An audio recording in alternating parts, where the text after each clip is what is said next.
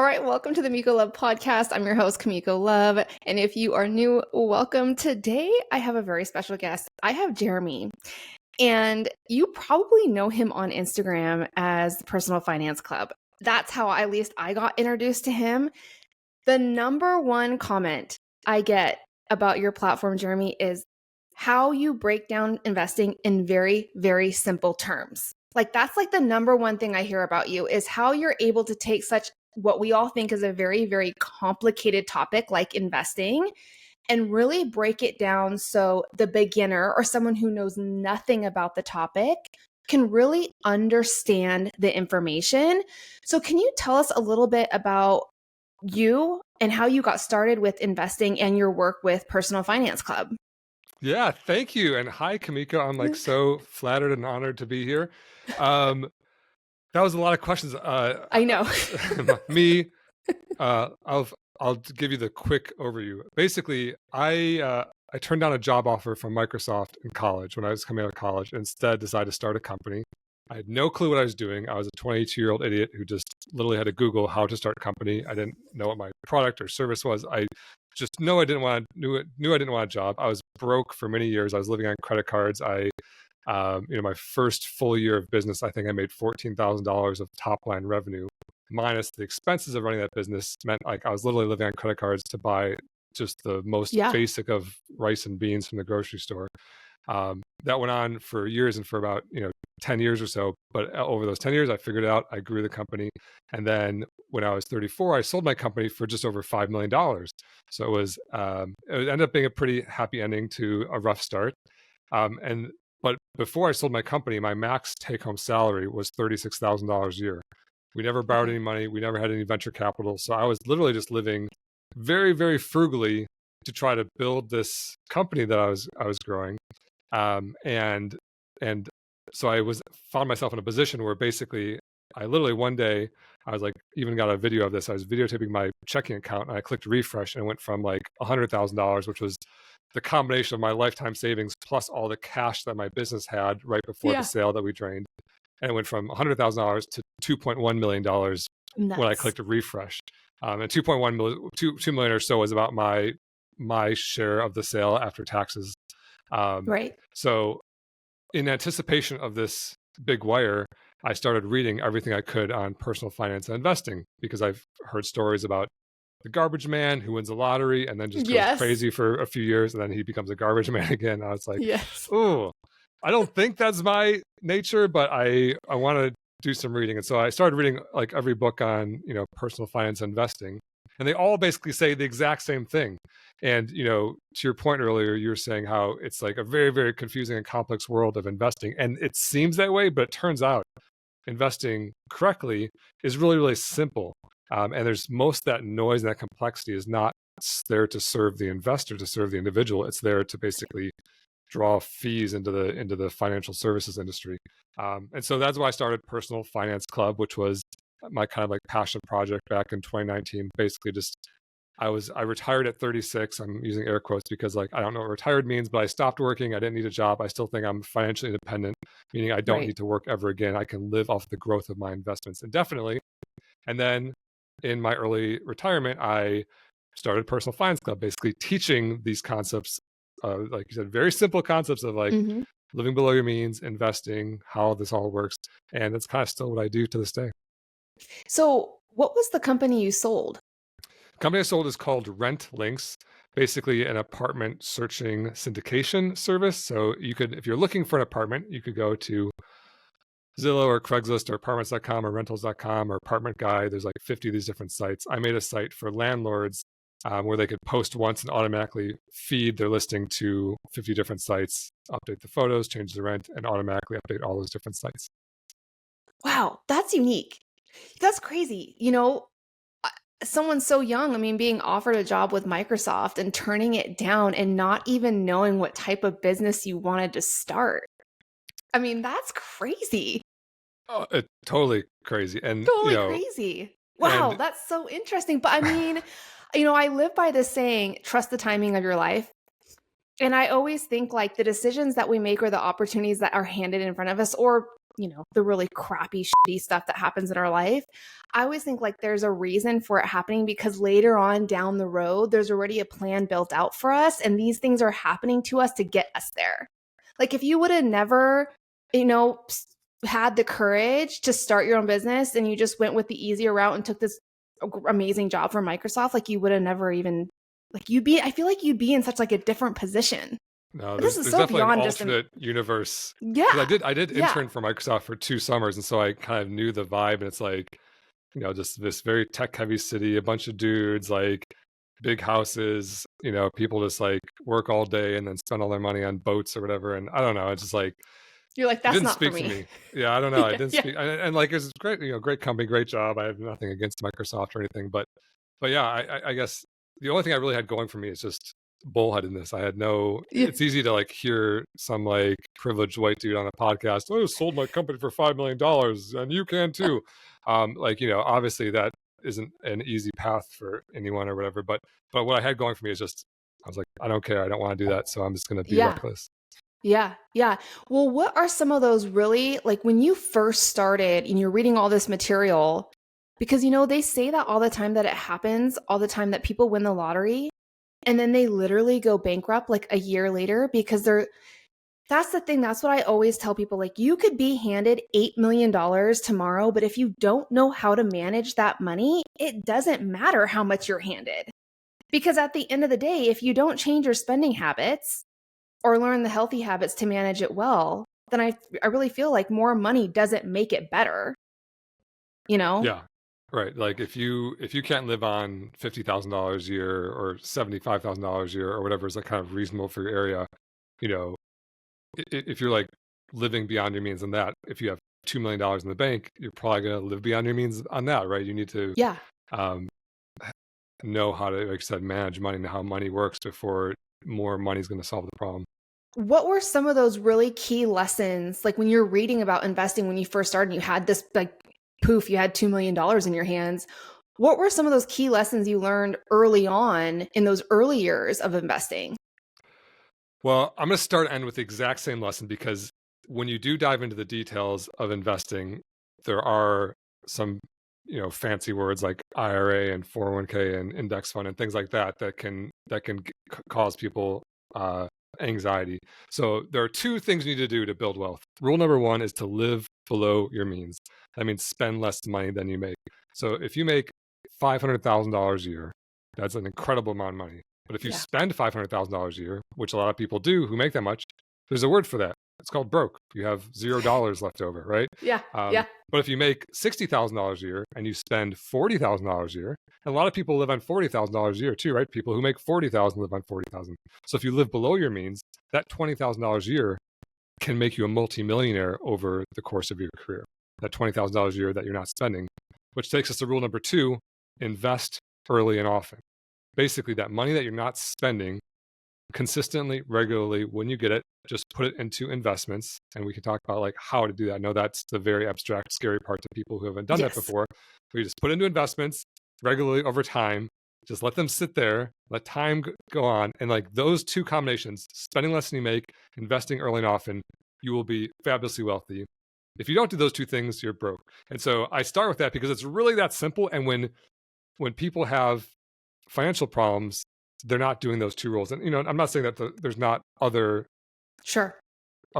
factors at work. Like the last episode of yours I listened to is about emotional spending, which is kind of under the umbrella of live below your means, which is the hard part, by the way. Like spending less than you make is all of the work. It's 99.9% of the work. The investing part is like clicking a couple buttons on a website. So living below your means is like, the emotional spending and the budgeting and the couponing and the frugality and what car you drive and what house you live in, and like that's all the work. But once you do that, then the investing part is complicated seeming, but it's really as easy as clicking a couple buttons. Yeah. 100%. I 100% agree with that.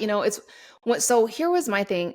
When I broke away and decided to start doing the Budget Mom, I worked for a very, very small family-owned investment advisory firm. And my job was to know the rules and regulations of different types of investment accounts. I also did trading and did a little bit of portfolio analysis, that type of thing, which I I will admit I hated, and I'm so glad I no longer have to look and choose and do like portfolio analysis and all that. I hate that. But what I learned is in the investment industry, like you said, living below your means is the hardest thing to do. If you don't have, you have to have money to invest, right? You have to get to a point where you have the excess discretionary income to put towards financial goals, one of them being investing. So I was always this advocate in the investing world, like we need to do more budgeting seminars. We need to do more personal finance seminars. And I always got rejected. And this is what they told me. Budgeting doesn't bring in money. Yeah. And you know what my response was? All the people they have as clients right now, what's going to happen? They're going to retire, right? And they're going to start withdrawing all their assets. So we have to think about the clients that we have coming in. It's their grandchildren. It's their children. If these people don't know how to budget and don't have money to invest, then you no longer have a business. I mean, it's that simple. So I got very, very frustrated because my passion was the personal finance side, the paying off debt, the saving. So I feel like when it comes to investing, one of the things, like you said, we get hung up on, and I talked a little bit about it. Part of my job was learning the rules and regulations behind different investment accounts. It can be and seem very confusing because there's many, many, many of them. You 403B, 401A, 401K, Roth IRA, traditional IRA. I mean, the list goes on and on. I'm a big believer that investing is also a tax strategy when it comes to your retirement and your financial planning, especially into the future. Would you agree with that? And when it comes to the two biggest hurdles I see, and you can tell me if I'm wrong, is what account do I open to invest in and what do I invest in? I feel like those are the two things that really stop people from taking it any further. Can you address any of that? Yes. Well, you started this podcast by saying that I make things very simple, or maybe it is that you said that I am a very simple man, and I think both may be true. So when we start rattling off like acronyms of accounts, I just imagine someone's head spinning because like, what are these abstract concepts you speak of? Yeah. Like 403B, 401K, IRA, TSP, like these are concepts that are floating somewhere in space that I can't see or touch. I don't know what they look like. And so we need to start by just like saying, what is an investment account? So most people, unless we're speaking about very low income people who are unbanked, most people understand checking and savings accounts. Sure. You go to a bank, you open up a checking account, you open up a savings account, you put money in. There's a new type of account called a brokerage account. And a brokerage account works almost exactly the same. You go to a website, you click open an account, you get an account number, you can put money in. The big difference between a brokerage account and a savings account is a brokerage account can hold things other than cash. So only cash goes into a savings account. If you go to your bank and say, hey, I want to buy Apple stock in my savings account, the teller will be very confused and say, we can maybe sell you a CD or something. They're not going to know what you're talking about because that's not what you do at a bank. But if you go to a brokerage and say, I want to buy Apple stock inside of my brokerage account, that's exactly what you do inside of a brokerage account. And so broad strokes, if you want to invest, you open up a brokerage account. Beyond that, there are different types of brokerage accounts. Basically, the federal government looked at the population and said, hey, it's good if people open up a brokerage account and invest because they put money in there, they buy the investments in there, and which is the second part of your question, what do you invest in? And we'll get to that. So they put money in there, they buy investments in there. That's good for everybody. It's good for the individual because they're not broke when they're old. It's good for society because we don't have a bunch of broke old people like lying in the streets begging for food. We want more people to put money into a brokerage account and invest. Not enough people are. Let's give them an incentive. And this is where the idea was right, but maybe the execution was wrong. I'm sure the one thing that almost everyone can agree in politics is that there's like the federal government has done some things poorly. I think everyone can probably agree on that. And so they basically, I think, have made it overly complicated because what they've done is they've introduced different types of accounts with these fancy sounding names. For example, there's a 401k. That's just a brokerage account. You put money in and you buy investments inside of it. It's named after the line of the tax code that basically allowed for this tax break. And so when you put your money into a 401k, you basically get a deal on taxes. If I put money into a brokerage account, nothing happens. If I put money into a traditional 401k, anything I put in there doesn't count as income this year. So for example, if I make $50,000 this year and I put $5,000 into my 401k, when tax time comes, the government's going to say, hey, you made $50,000. We're going to tax you on all that, except $5,000 of that we're not going to tax you on. So we're going to pretend like you made $45,000. Right. And then you get a tax savings. And so that's all of 401ks. It's like a savings account, a checking account, a brokerage account. A 401k is just a investment account that you can open, that you put money into, that has a tax break. Now, all these different accounts have slightly different purposes. The 401k is a work or employer sponsored account. So you can basically only open one if your employer offers it. So if you go to your job and they say, hey, open a 401k, that's how you do it. And you can only put money in through payroll payroll debits. So, you can't just, as an individual, you can't just go open up a 401k and then contribute a bunch of money. You have to do it through like payroll directly depositing into your 401k. And then there's another type of account, like, we could go on, but like, I think like getting the concept of like, these are just fancy names is kind of important. So the next one's like a Roth or is like an IRA, which stands for individual retirement account. So unlike the 401k, it's not employer sponsored, it's individual. And you can absolutely just go to a website, click open up a Roth IRA and put money in. And so a lot of times when you hear, financial influencers out there giving good advice, they say, open up a Roth IRA and start investing inside of it. What they mean is go to a website like fidelity.com, vanguard.com, or schwab.com, click open an account. It's going to say what type of account you want to open, choose Roth IRA, then contribute money. And then, this is really important, don't forget the last step, invest that money. That you can't, just putting money into a Roth IRA by itself is the same thing as putting money into a savings account. You actually have to take that money and click buy and buy something with it. Yeah, that additional step is really important because I have like heard horror stories about people having money inside of a Roth IRA that literally sat there in their cash account for like years, like multiple years. Yeah, almost every Roth IRA I see has cash in it because people don't understand that critical second step. Yeah, that critical second step. And that's actually like taking the money you put inside your Roth and actually hitting the buy button. Like, I want to buy something. Would you agree with me that all these accounts, right? You said each one has different tax advantages. That's why we call them tax advantaged accounts. Would you agree with me though, that it does play into a tax strategy for your future for retirement? Yeah, absolutely. I mean, just to be simple again, I would say that's more of an optimization than a critical building block. Right. If you did the worst possible thing and didn't use any of these accounts, and I say worse a little bit tongue in cheek because it would still be very good, and you just said, okay, I'm not going to take advantage of any of these tax strategies. I'm just going to open up a regular old brokerage account, put hundreds of dollars in every single month, and just pay the tax on it as it grows, and pay the tax on it when I sell, whatever. You'd be in great shape. I mean, for example, like I think if you invest $500 a month for 40 years and you get a 10% rate of return, that's about $2.9 million. If you're paying tax on all that, so best case scenario, you pay zero tax, 2.9 million. Worst case scenario, you pay tax on everything, you end up with about 2.4 million. And so, 2.4 million is very good. Yeah. And so I don't want people to hear tax strategies, okay, I'm tuning out, this is too scary.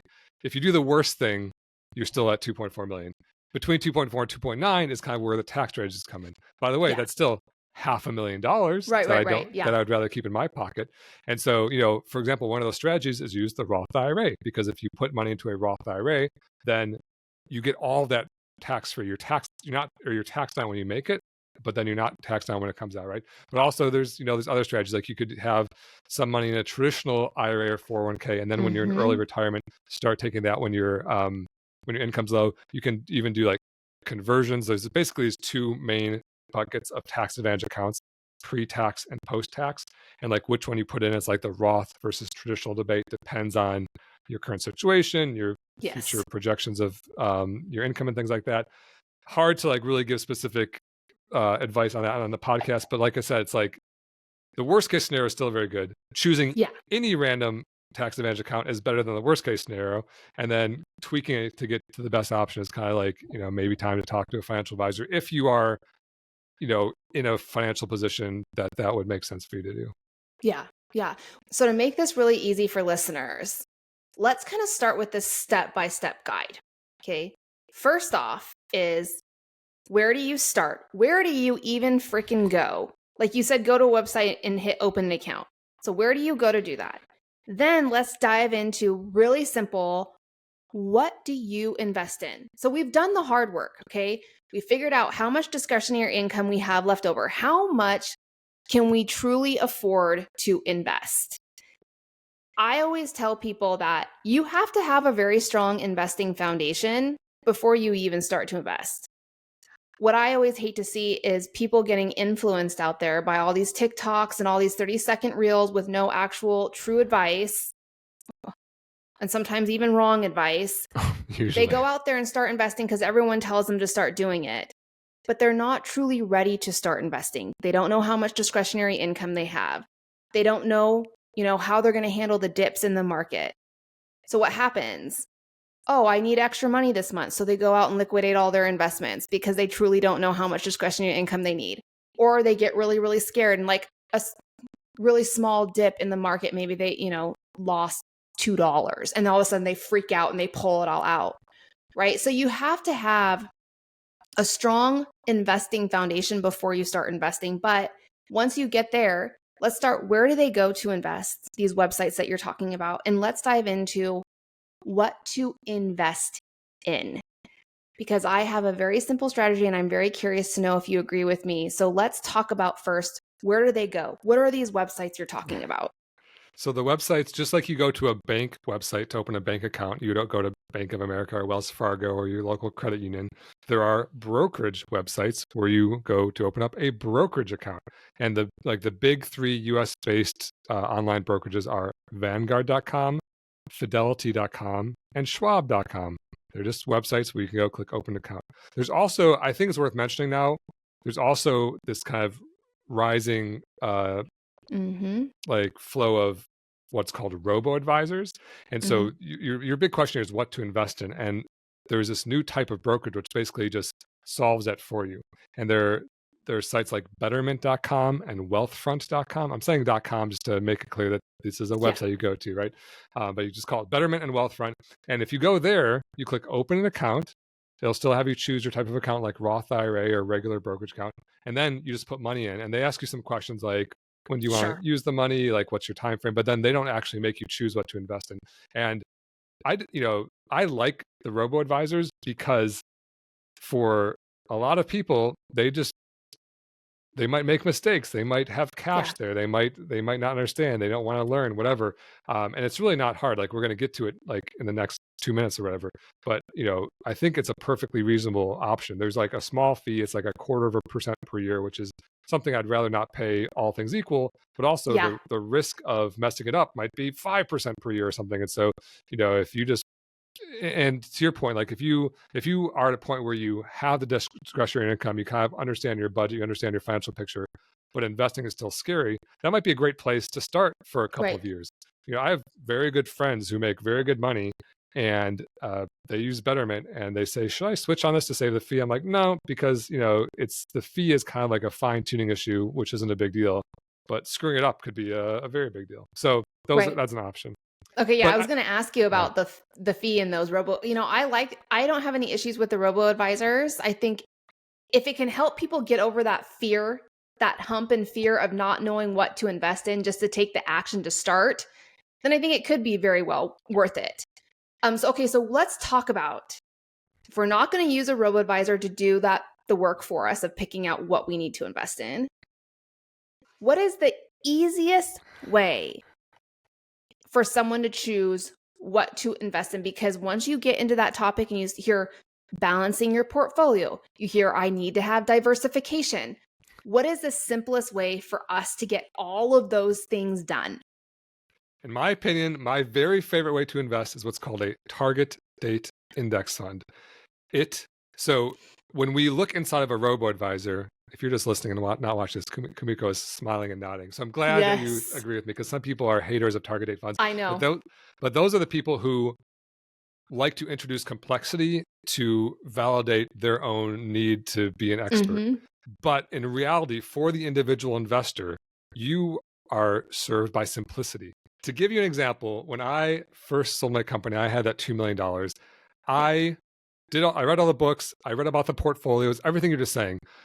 ETFs, diversification, US, international, bonds, commodities, percentages, portfolio review. I did all that stuff. I had this like crazy complicated spreadsheet going. I was like looking at the top experts. I literally had like the Swenson portfolio and the Gone Fishing portfolio and the, like all these different like famous portfolios. And I like had columns that compared that where they were different and where I was going to do it. So I ended up picking up 9 ETFs. And by the way, like 9 ETFs is still a pretty simple portfolio. Some people have 100 stocks or 50 different mutual funds, And so I picked 9 pretty simple investments.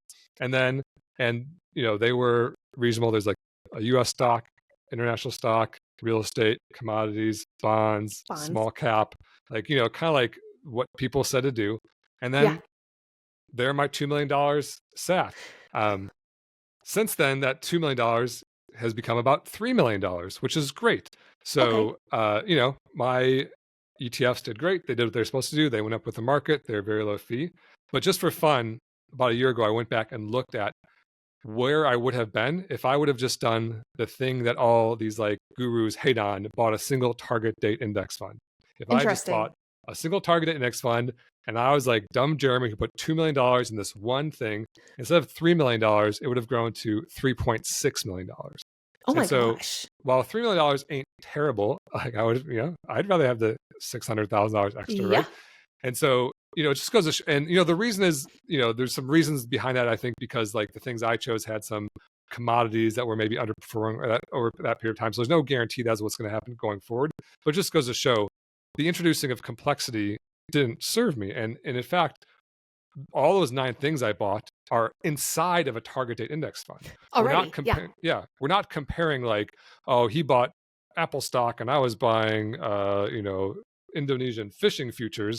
No, it's just a different container for the same thing. And so when you ask what do you invest in, I like a target date index fund because it basically inside of it contains all the US stocks. So when every single company in the US is growing their business, innovating, profiting, that is funneled back into your index fund and then thus into your brokerage account.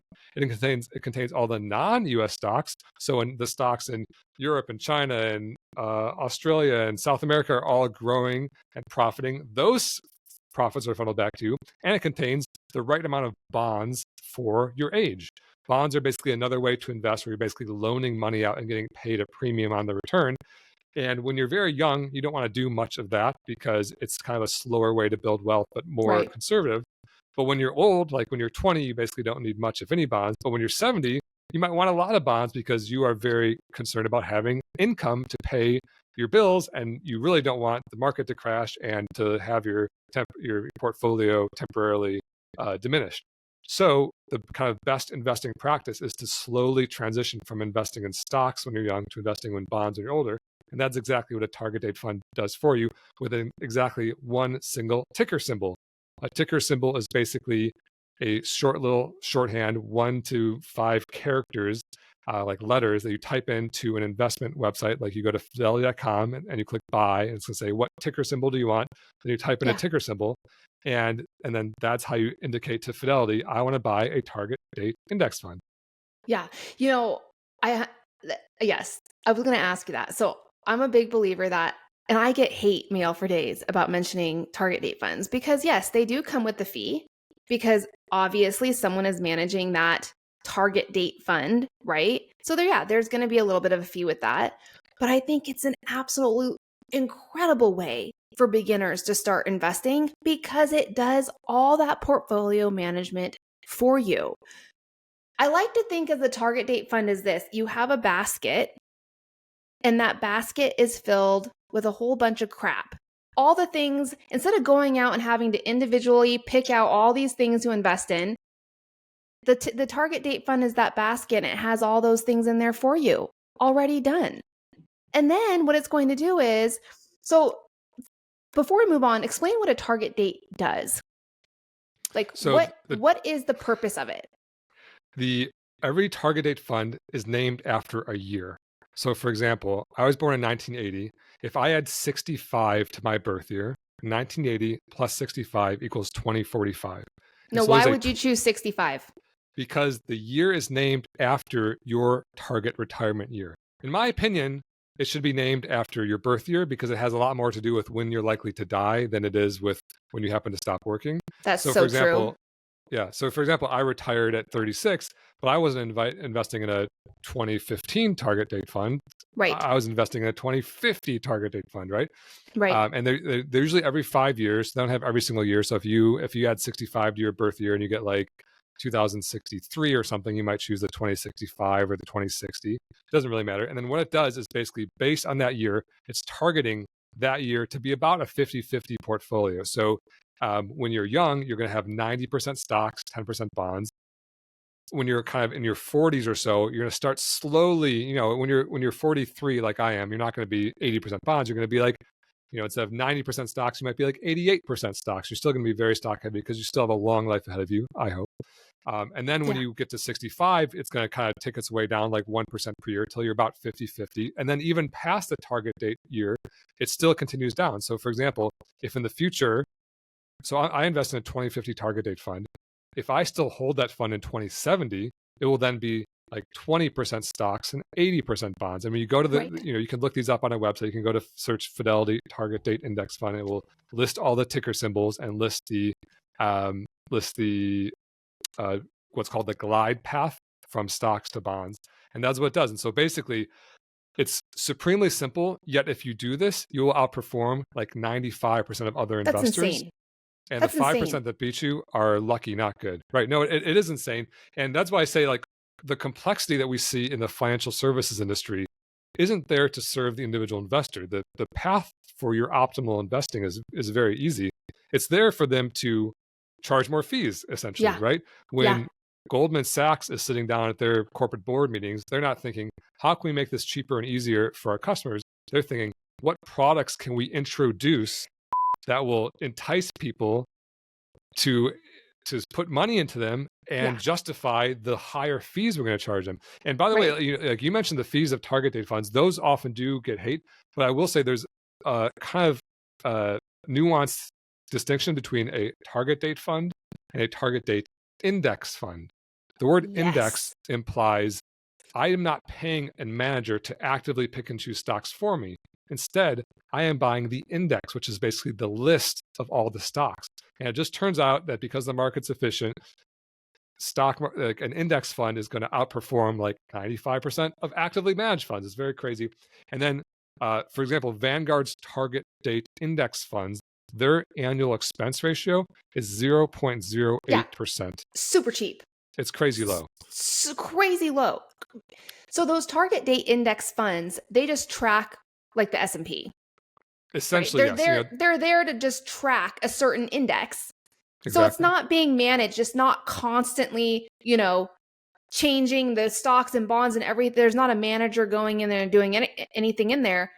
It's literally just tracking the index. I mean, that's at what a very low cost. And yeah, it's tracking the index. And, or as I like to say, you're guaranteeing yourself your fair share of all the growth of all the companies.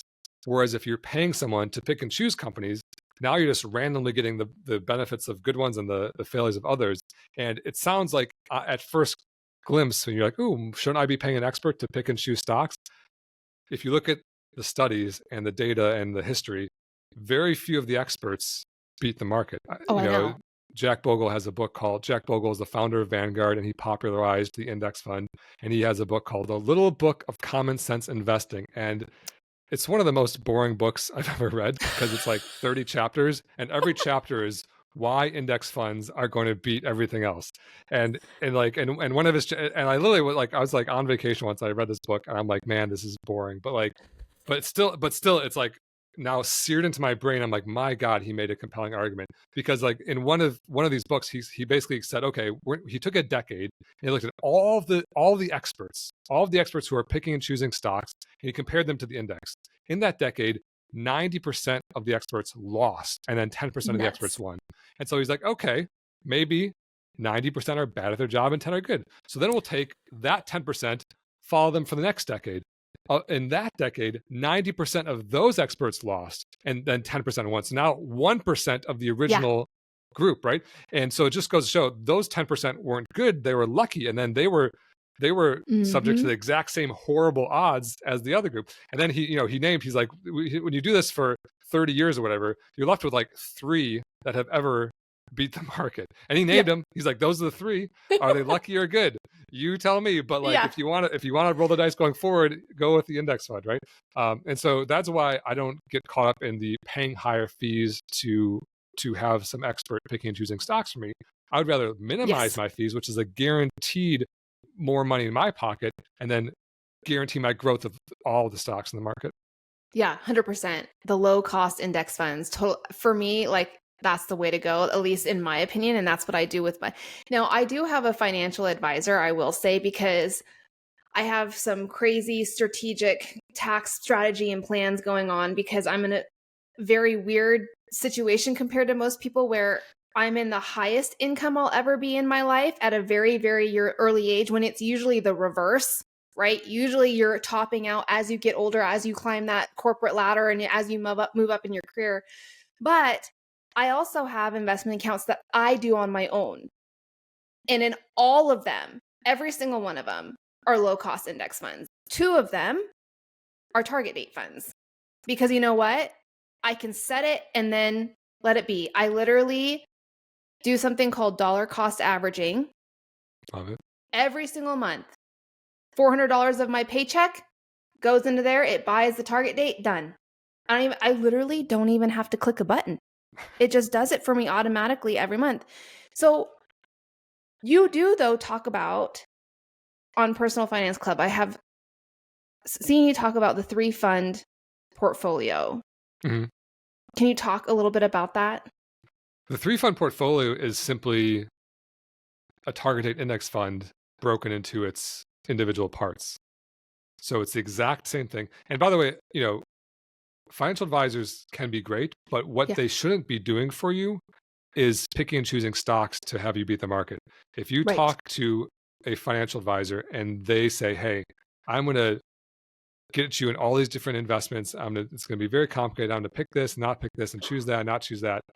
That's not a good role for a financial advisor, because you're going to be in that 90%. The role of the financial advisor is kind of what you're saying. It can be planning purposes. Okay, you're a high tax bracket now. These account, it can be things like, should you buy a home? Should you be using this account? Should you be doing a rollover this year? Should you be moving money? Helping you plan your life. Okay, I'm going to have kids. What should I be doing there? Is it a good time to, contribute to this type of account? But if they don't end by saying, and then once we get to executing on your investments, you should probably be going with index funds, that person probably is earning a commission based on what they sell you. And I'm extremely passionate about the topic of financial advisors, so I'd love to talk about that. But I can definitely go on a rant about that. But to get back to your question, a target or a 3-fund portfolio is simply the exact same thing, and that's why I say that investing seems to be complex, because there's lots of complexity introduced. But the path is very simple. You can buy a target date fund, which is one ticker symbol, which contains U.S. index fund, international index fund, and bonds, or you can go and type in 3 different ticker symbols and kind of do the math yourself on what percent of each you want to buy. You could say, I'll buy 60% U.S. index fund, 30% international index fund, and 10% bond index fund. And that would be the identical net result to buying it in one package. Right. Okay. So what would you say to people? You say in one of your 2 rules, you say invest early and invest often. Would you say that to someone who has, say, struggling or dealing with high interest debt like credit cards? So should they pay off the high interest debt and credit cards before they start investing? Absolutely. Yeah. The 2 rules, as simple as they are, don't give all the nuances of financial planning. But basically, I have these like priority order. And, so if you say, what's the next step? And I basically have 6 phases, and I'll run through them quickly. Phase 1 is if you have a 401k, invest in it up to the match. And so if your company is saying, hey, if you put in $100 a month, we'll give you a free $100 a month, that's a guaranteed doubling of your money instantaneously.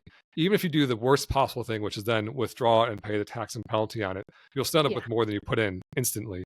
And so, for me, I say the only investing you should be doing before you pay off high interest debt is maxing out your 401k match, which is basically how much your company will give you for free. If you don't do that, you are, I was going to say literally, but not literally, but you're metaphorically flushing money down the toilet. Yeah. Literally would be getting that match and then going to the office bathroom and flushing it. But that would probably be bad for your sewer system or whatever. So don't literally do that.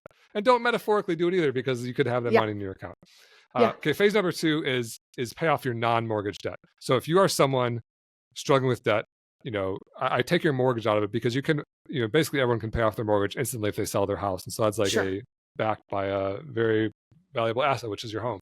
But if you have credit cards, student loans, medical, car, anything like that, investing while you're trying to tackle that is to blur your focus. And I think of it like trying to run up the down escalator.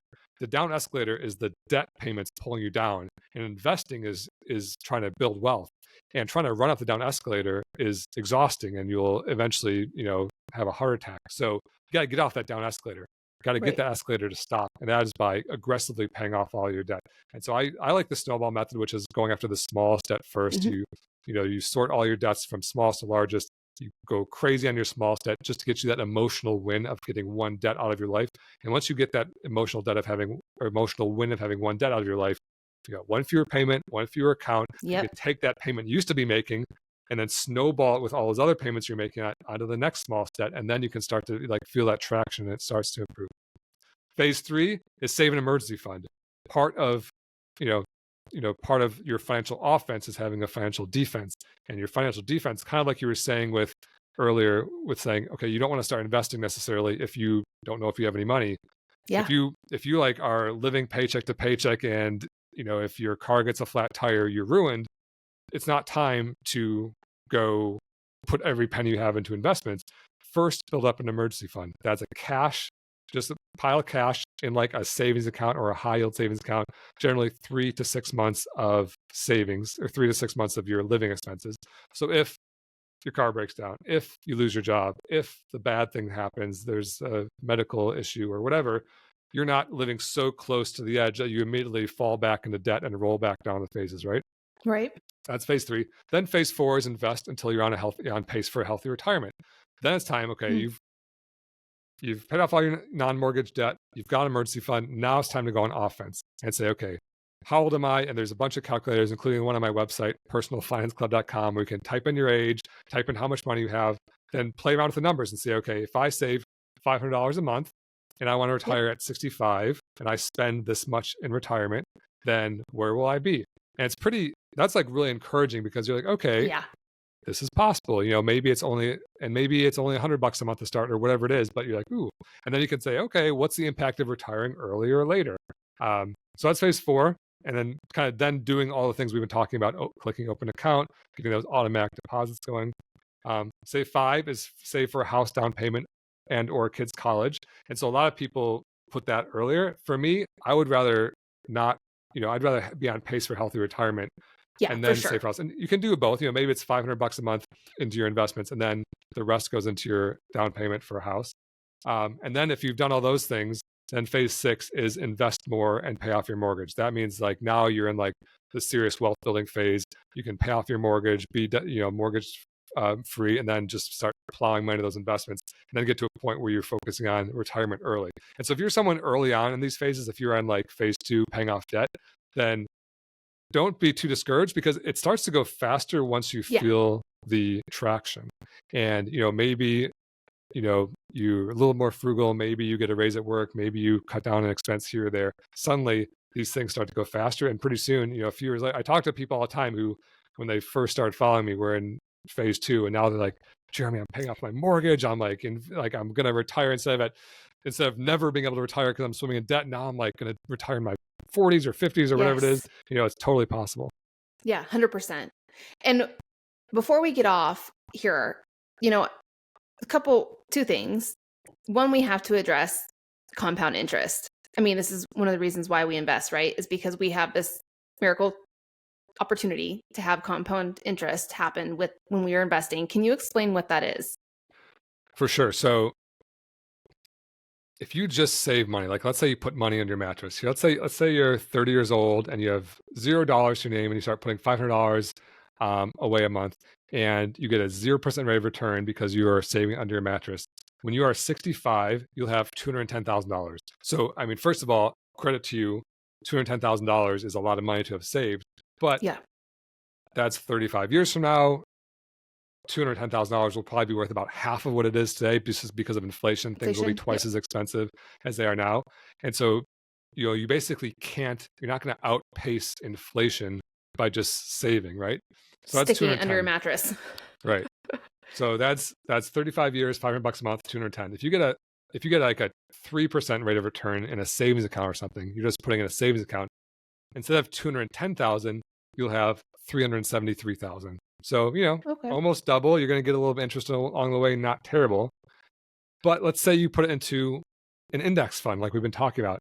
Historically, index funds return about 10% per year, not 3%, but 10%, which means at 3%, money is going to double every like 20 something years, but at 10%, money doubles about every 7 years. It just turns out that compounds when it doubles and then doubles and doubles. It's like how you can't fold a piece of paper more than 7 times because it just gets too big. You want that to happen with your money. And so if you get a 10% rate of return on that same amount of money, instead of $210,000 that you saved, that's how much you saved, you would actually have $1.8 million. Jeez. And so it's dramatically different, right? And that means, 210 is like, okay, I'm glad I have 210, but I can, as a few years of spending, I'm going to be relying on Social Security. 1.8 million is like, okay, now I can actually live indefinitely on this because I'm over the hump. It's so much money. I can actually take money. I can just take the growth out every year and let the principal continue to grow, which is called the safe withdrawal rate. And so that's kind of the concept of financial independence. You got so much invested that now you can live off the growth of the money and let the principal continue to grow every year, which is essentially how I've been living. I'm 43 now, and I retired at 36. And when I retired, I had like $2 million. Now I have $5.3 million just because my investments are growing faster than I'm spending it down. It's a very, you're kind of over the hump at that point. It's a very good place to be. Right. Okay. Tell us where people can find you. We talked about your Instagram Personal Finance Club, but I also want you to talk a little bit about you started a new business. I think when I saw you did this, I'm like, geez, that's maybe because I lived in the investment industry world for so long, but when I saw you did this, I'm like, this is very, very interesting. It's a very interesting way for like investing help, I guess I would call it. Not necessarily, it's not like you're sitting down and you're like deciding people's portfolios. I mean, that's something possibly you guys do. I don't know. But the fact that it's one-time pay service, like $250 to meet with, these experts to go over your situation one time. It's like a one-time fee. Can you talk about your new company, Hello Nectarine? Yeah. So I've been doing this. You were saying earlier, I think when we email, you're like, everyone asks me about investing. Everyone asks me about how do I find a good financial advisor? And the world, this world of financial services is kind of tough because most financial advisors are actually commissioned salespeople. They make money by putting you into the products that they're selling. And it's this most, like, the more I learn about it, I'm just like, my mind is blown that this is like an industry of people to help people with their money. And they have this like glaring conflict of interest. That like if you sit down with them, their only incentive is to sell you whatever they're selling, right? And that's horrible for the consumer because in the worst case, it's something like crappy permanent life insurance where they're just lying to you and telling you to buy this crappy insurance product. And the slightly better scenario, it's like investment products, but they're always high fee, high commission products because that's what their incentive is. Many other advisors charge what's called an AUM fee or assets under management. That's better, but still, it's an annual fee that you pay every single year, and it compounds over time, just like your growth compounds, that fee compounds. And those managers often won't even work with you unless you have $250,000 or $500,000. And so a lot of times people are like, just starting out, they need some help. They go into an AUM manager's office and they say, sorry, like we just kind of like you, when you worked in the industry, you were met with that incentive. They're like, we don't want to help people with budgeting because people with budgeting don't have $500,000. Yeah. Right. We want rich old people who are just going to give us their entire portfolio so we can charge them a bunch of money. Right. And so, so both of those models I don't love because it's kind of a bad incentive and it doesn't serve the individual. I think the best model is what's called advice only, which means you pay the financial advisor per hour or per project. They don't earn any commissions. They don't push any products. They don't make any sales. They don't even manage your money. They simply sit down next to you, look at your screen, look at your portfolio, look at your, your insurance products, whatever it is, and then just help you. And then your only incentive is to help. And so I've felt this way for years, and I would give this pitch, and then so people would say, oh my, yeah, that sounds great. I want one of those. How do I find one of those advisors? And my answer has always been, I have no idea. There is none. Yeah. They're very hard to find. There's like a few out there that are running their own practices or whatever, and they have different prices and different websites. And so that's why we built Nectarine, which is at hellonectarine.com, which is an advice-only financial advisor marketplace where you can go and you can, the rates are all listed right now. They're between $150 to $250 per hour. And then if you book an hour, you meet with them, over Zoom. You can share your screen. They can look at your Fidelity or your Vanguard account. You can ask them questions about buying a home or your mortgage or your insurances, your taxes, or whatever it is. And then at the end of the hour, they say bye. They do a little write-up and send you like an actionable to-do list. And that's the end of the transaction. There's no commission. If you want to meet with them again or a different one, you can just go back and book again. Everyone's reviews are there. Everyone's availability is there. You book right on the website. And so I try to make it like it used to be super, super hard to like do this. And I'm trying to make it super, super easy. And that's what Nectarine is. That's amazing. Wow, that's incredible. I mean, I've never heard of anything like that before. So, I mean, awesome. I love it. I love that idea. I think it's very helpful too for beginners who just have questions, who like feel like they can't take the next step because they're stuck, they feel stuck where they are. So even if you just have questions that you want to ask, not necessarily to maybe even look at your investment portfolio, but to maybe ask questions on investing just to get there. Totally. Yeah. And love it. I love that too. And what I've seen so much is that client, that individual ends up in an insurance agent's office, and they say, and the insurance agents have a little title on their door that says financial advisor, because financial advisor is not a regulated term. Anyone can call themselves a financial advisor regardless of what they do. And so they find themselves in the financial advisor office and they have questions. They say, Yep. I'm not sure about my budget. My work offers a 401k. Should I be doing Roth versus traditional? And the insurance salesman will smile and say, okay, well, you know what you should do?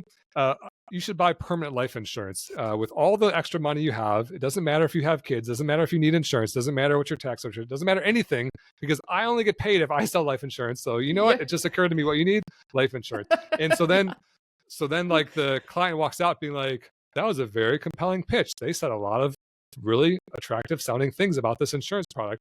That's not what I was asking about, but now I'm confused because I came in here for help. They said this, they're the expert financial advisors on their nameplate, not mine.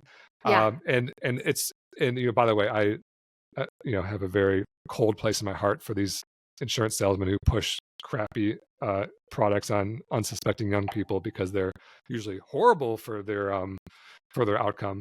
Oh, I've heard horror stories. I've heard horror stories. It's wild, but but that's why like advice only so much, because when you leave a meeting with an advice only financial advisor, it's like a breath of fresh air. You're like, they didn't have an agenda. They answered the questions that I had. They gave me really thoughtful, expert feedback on what I need help with. And so that's why we do what we do. And it's surprising it's not out there as much, because I think, like you said, you're in the industry. There's a lot of money to be made by going after the big whales and saying, oh, okay, I need a $5 million portfolio, and if I can take 1% a year, we're going to have this huge assets under management. But I think for most normal people, this model works way more. And so we're trying to just do what's best for the client. And I'm already rich, so I can be crazy and just do this business model that is not normal and try to make it work. That's awesome. Okay, so I'll make sure to link your Instagram, Hello Nectarine, in the description of today, in the show notes in today's episode. Thank you so much, Jeremy, for coming on.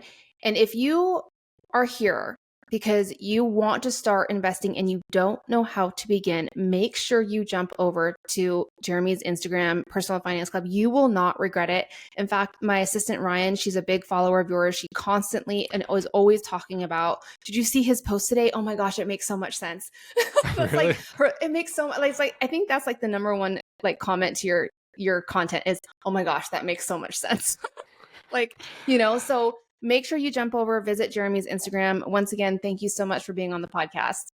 Thank you so much, Kumiko. It was a pleasure. Super fun.